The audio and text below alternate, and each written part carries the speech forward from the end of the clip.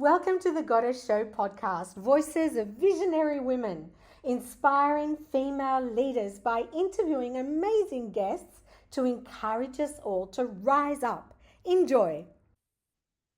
Hello and welcome to the Goddess Show podcast, voices of visionary women, inspiring female leaders. And today I want to welcome the amazing Nancy Yen all the way from California. Hello, Nancy. Hi, Tula. Thank you so much for having me on the show. Oh, it's such a pleasure. And for our listeners and viewers, I'm going to tell them about you because you're amazing.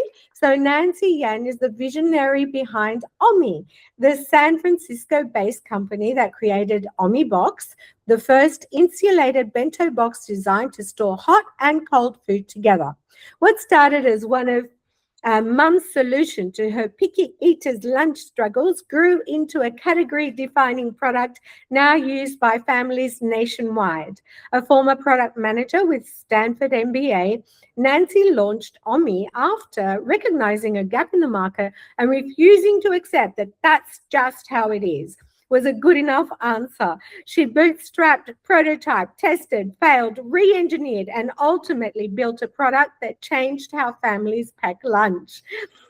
So Nancy brings a powerful, nuanced perspective on leading with conviction before you have proof, building a physical product from scratch with no roadmap, motherhood as an innovation advantage, turning lived experience into scalable opportunity, navigating manufacturing as a woman founder, sourcing production challenges and resilience, bootstrapping versus raising capital, strategic growth decisions behind a sustainable brand, leading a mission-driven consumer brand for over a decade.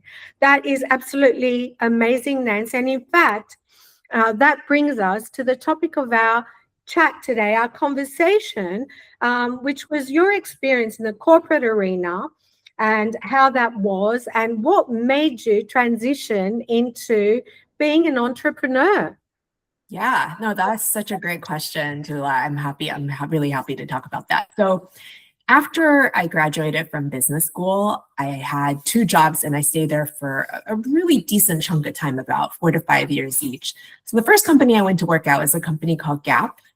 You guys know that in New Zealand, but they make clothing. They own Gap. They own Omie. Okay, great, awesome. So it's a really big clothing company, and I wanted to work with physical products. I'd never done that before. I did consulting before, a little bit of banking, but I never worked hands-on with actual products. So when I was there, I worked as a merchandiser, and I did everything from like Halloween costumes to burp cloths to, woven jeans. I worked on a lot of different categories. And then after that, I went to work for another company that was totally different. It was called LexisNexis, and they do legal online research. So 2 completely different industries, 2 totally different industries, but I was doing more or less the same thing in both places. So working a lot with product, identifying gaps in the market, coming up with new solutions, and just also managing a P&L. And those were really enriching experiences, actually. I learned so much. And while I was in it, I didn't realize everything that I was soaking up. So at Gap, I really learned how to do product design, how to identify gaps in the market, how to manage a business in a really tight way. At Lexis, I learned a lot about legal research. And at the time, you're not sure, how everything kind of fits together. Mm-hmm. And then after I left and started my own company, everything I learned was so helpful.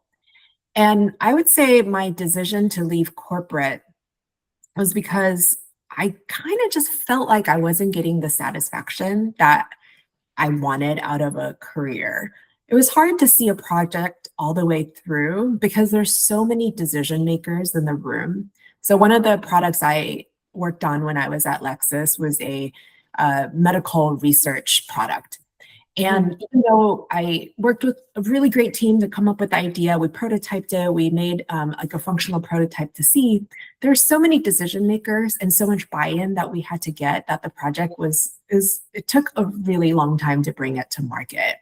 And you had to appease like so many different types of people, and you have to present, and there was just so many hoops to jump through that I had left the company by the time it was launched. So I wanted something where I could see it through from beginning to end. So that was like one of the reasons why I decided to leave corporate. I really wanted to have something that was my own that I could see from beginning to end.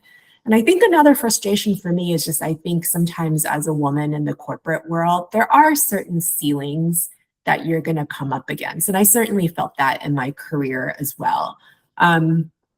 There's, especially being a mother with a young child, I had one child at the time. And so it was just hard to be away from home constantly and just to be in the corporate headquarters, to do a lot of FaceTime. And it seemed like that was very, very important for the company culture in order to keep moving up on the ranks.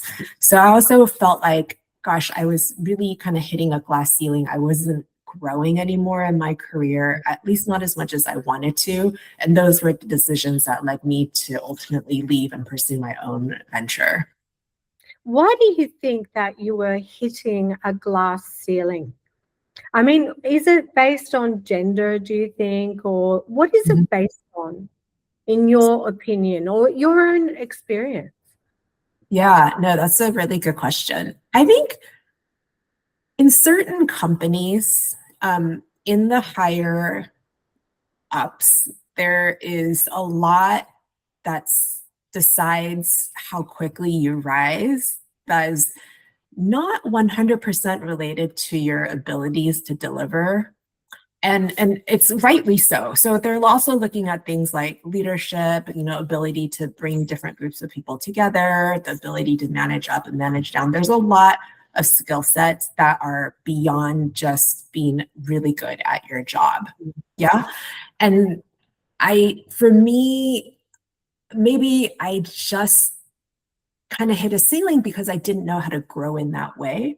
Okay. And I needed more mentorship or just more examples of women in the business world that I could see how they could do it in a distinctively female way, especially as a mother, right? Because we just can't be away from home 4 days a week. There are certain things that as a mother, it's harder to do. And I wasn't sure how to grow to that next level. I didn't have a lot of great role models to learn from. And I wasn't really sure how to break through. And actually, being a startup founder has given me a ton of insight into what those growth areas are. Okay. Do you mind if I just ask you something before we move on to that, which I think is so valuable for our listeners and viewers aspiring to become their own entrepreneur? How did you actually, I mean, you were, from my understanding, working 4 days a week or full-time, or full-time in the corporate arena, and you decided to launch your own startup and start your own company, your own business, working for yourself.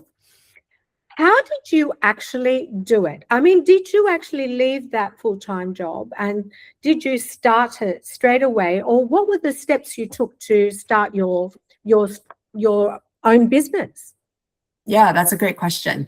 I actually came up with the idea when I was on maternity leave. So I had just given birth to my second baby and I was home a lot. I took like a 6-month maternity leave. So I was home just taking care of the 2 kids. I was packing lunch for my older son and taking him to school every day. And that's when the idea came to me. So I started doing some development, just meeting people, trying to figure out how I could get this thing off the ground. And I did all of that before my maternity leave was up. And then so you had 6 months to do this, even though I'm sure you were sleep deprived on maternity leave. That's amazing. You were sleep deprived. Yeah, no, totally.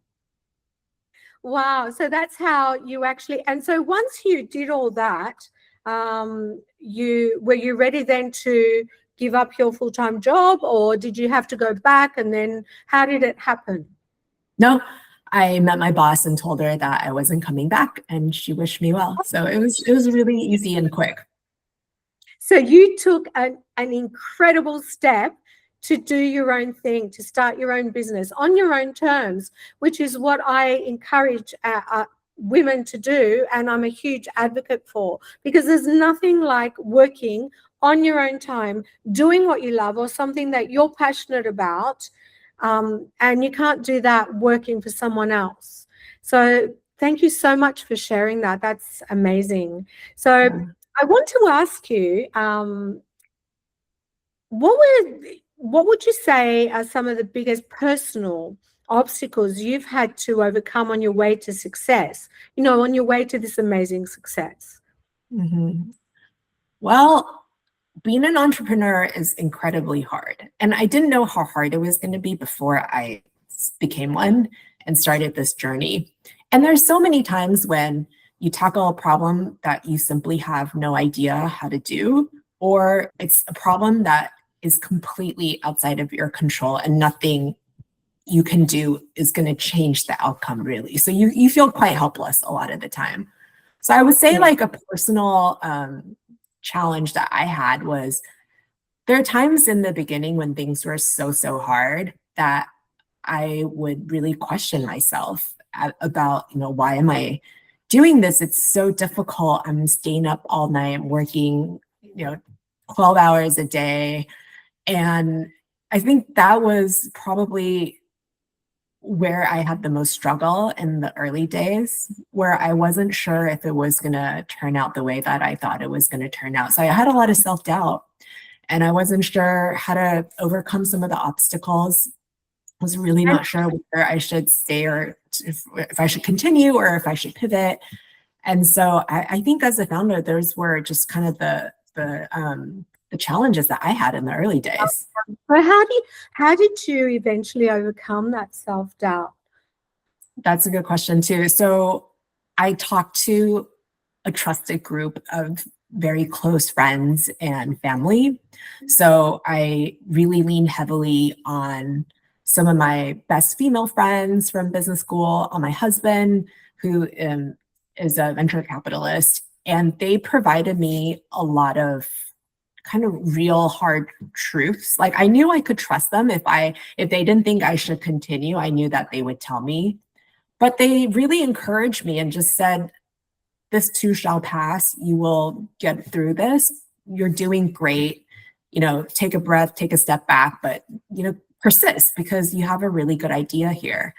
And I even had lunch with a friend where I just said, oh my gosh, Dave, this is so hard. I don't know if I can really do this anymore. And he said, you're going to get through this. And to the outside world, it seems like everything is going great. And, you should just have the confidence to get through this and don't have so much self-doubt. And that actually really meant a lot to me. That I still always remember the lunch that we had and the advice that my friend gave me. So I think you just need a group of people who are going to prop you up and give you advice that's really rooted in truth, who you can trust. And you sometimes just need to turn to those trusted advisors to figure out what your next step should be. I think that's really valuable. Thank you for sharing that. And it brings a few points to mind for me as well, which is firstly, the big question of your why. Why are you doing this? Why are you passionate about it? Then there's the actual fact of, there's nothing like doing what you love in your own business. Right. But being an entrepreneur, having a startup is not going to be easy. It's about stepping out of your comfort zone and really, really reinforcing your own confidence and the other point was having the support network that you need to get you through, because this does pass. And it is kind of, it almost feels like a bit of a roller coaster of trial and error and, getting everything started. And I think the most important thing to come back to is your why. Because if your why is your purpose and passion, if you're passionate enough about it, then everything else falls into place and you're just able to go through it all and succeed. So I think that, thank you so much for sharing that, because you brought up some amazing points. Thank you so much. Oh my gosh, you're welcome. So I think we've covered a couple of questions that I was going to ask you. I have another question for you, which is, how do you keep motivated through difficult times? Well, I think a lot of it is just like my personality. I just happen to be very type A, and I really like to see things through. So that's, I think, something that's very innate. And I'm trying to think what advice I would give to somebody who it may not be more innate. And I think it could just be the team that's counting on you. I mean, as a solo, entrepreneur, you have the whole company's depending on you to make decisions and to make really good decisions in the face of uncertain facts. Yeah. So you don't want to let your customers down. You don't want to let your colleagues down, and it really kind of falls on you. So I would say, think about the lives that you're influencing and just the people who are depending on you, the people who have been so loyal to the brand. Think about those things. And I think that could be really helpful in getting through the tough times. That's awesome advice. Awesome advice. Thank you so much. Mm-hmm. It's when people are relying on you. That makes a really good point. So I'm going to ask you now, what do you think? I know that you received some amazing advice when you were starting out, and I think our listeners and viewers will really value that. What do you think is the best advice you've received recently? Can you think of any great advice that you've received recently yourself? Well,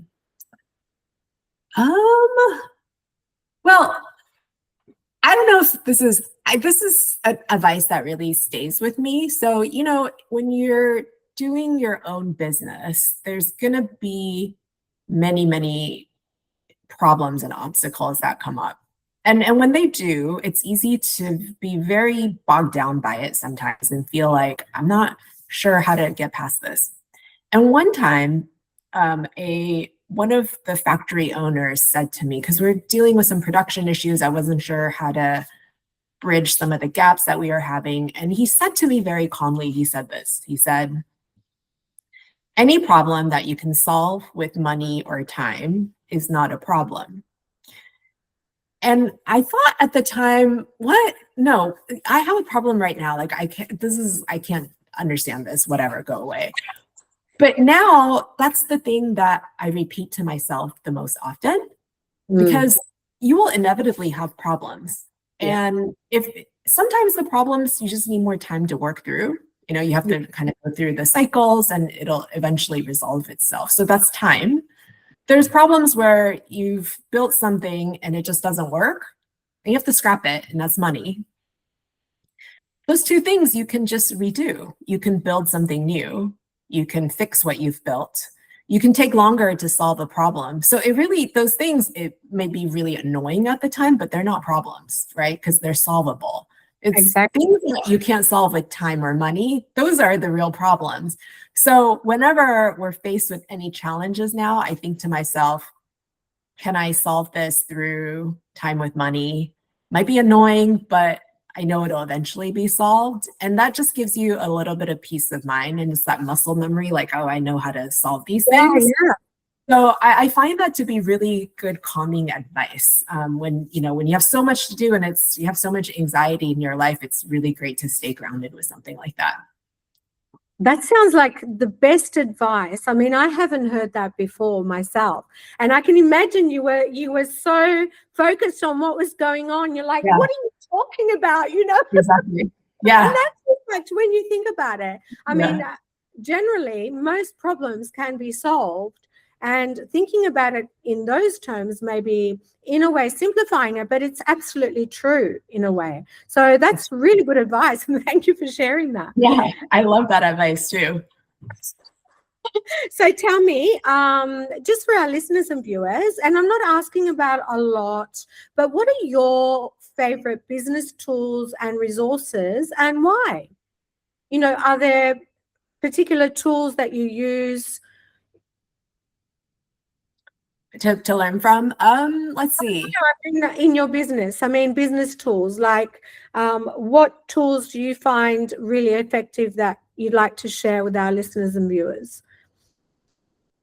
There's so many productivity tools that we use every day that I find really helps you gain more time in the day. So we use, Canva to make graphics. I use Superhuman as an email tool to help me go through the hundreds of emails that I get each day. So there's a lot of different productivity tools that I'm sure a lot of your listeners are already using. So I won't belabor that, but I think you should seek out things that will give you back more of your time. And especially with AI enabled tools, it's really, really helpful.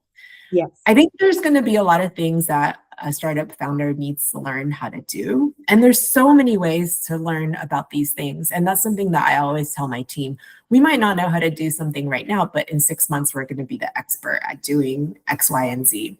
And so sometimes that looks like, going to some classes that you find online and just joining those webinars. A lot of the service providers often have free classes that you can take. So taking some of the classes is really helpful. Doing research, online secondary research, using AI to do the research. That's just the groundworks that we all go through when we're trying to learn how to do something new.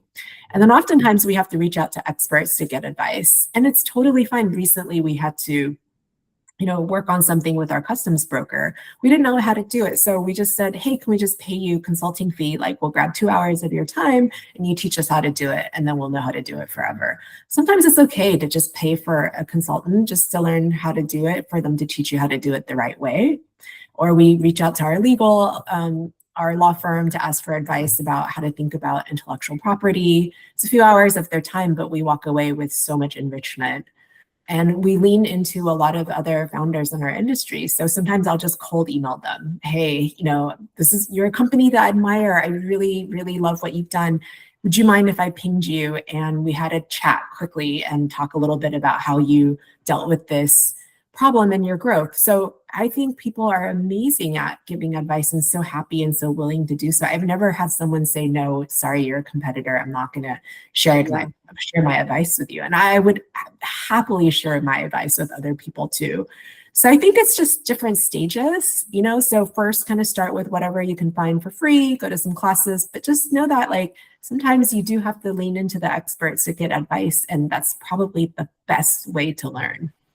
Well, that's so generous. All your advice so far has been so generous, Nancy. And I think you bring up some really good points again, which are, of course, we cannot know what we don't know. I mean, when it comes to legal or something technical, and there's no harm in outsourcing and then learning from them. It's absolutely great advice. Thank you so much. Mm-hmm. So tell me now, what are some of your current goals and how are you striving to achieve them? What's next for you? Oh gosh, I was just working on this before we had our call.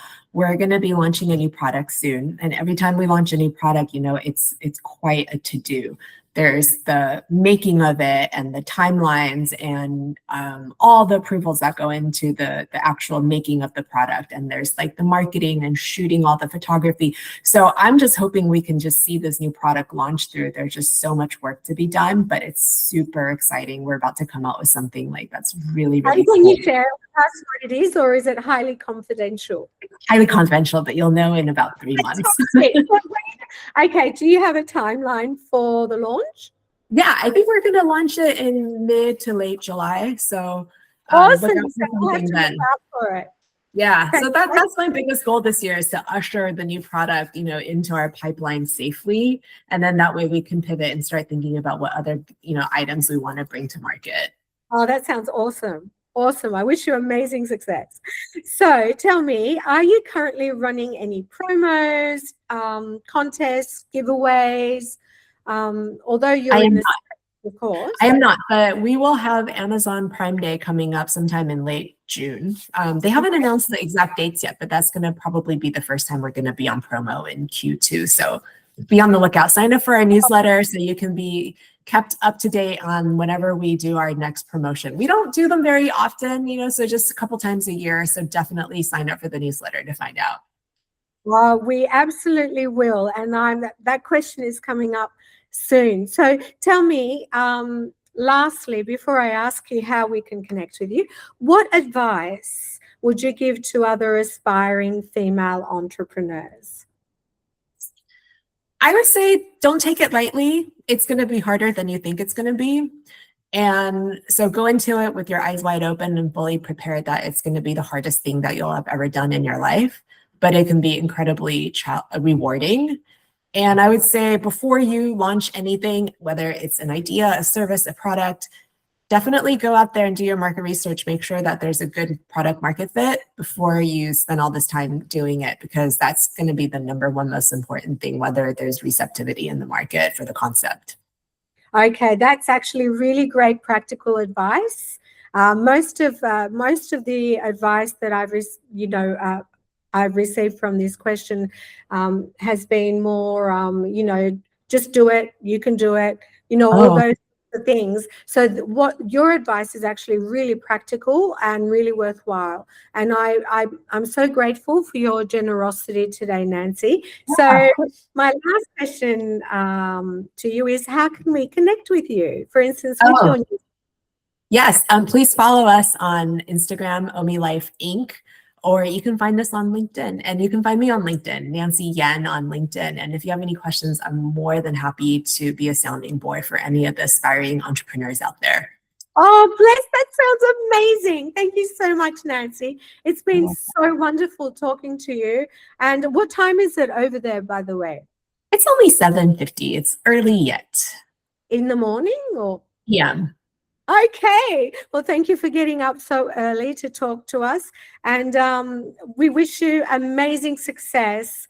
And we will be looking out for the launch of the new product as well. Thank you, Nancy. Thank you, Tula. Thank you so much for having me on your show. Bye-bye. Bye. Thank you for tuning in to the Gotta Show podcast. We hope you've enjoyed it. And if you did, feel free to like, subscribe, share, and we look forward to seeing you next time.